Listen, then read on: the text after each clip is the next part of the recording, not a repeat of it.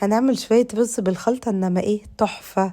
هنا معايا نص كوباية من الزبيب، هنغمرهم بالمية المغلية لمدة نص ساعة، ونجيب الطاسة بتاعتنا معلقة كبيرة من السمنة ونحمص كده المكسرات، اي نوع مكسرات لحد ما تاخد اللون الجميل ده، وبعد كده نرفعها. هنا دول كوبايتين من الرز البسمتي مغسولين مش منقوعين، وهنا معلقتين كبار من السكر لحد ما يتكرملوا، وننزل عليهم بكوبايتين كبار من الشوربة، والتوابل بتاعتنا ملح وفلفل وقرفة ومكعب من المرقة. تمام، ونقلب كده الكلام ده كله مع بعض، وكمان ورقتين من ورق الغار، ونسيبهم لحد ما يغلوا. نيجي بقى للكبدة، معلقتين كبار من السمنة، نشوح كده الكبدة بتاعتنا مع فصين من الثوم، والتوابل ملح وفلفل ونص معلقة صغيرة من القرفة، ونقلب الكلام ده مع بعضه حلو قوي لحد ما الكبدة بتاعتنا تتشوح وتغير لونها.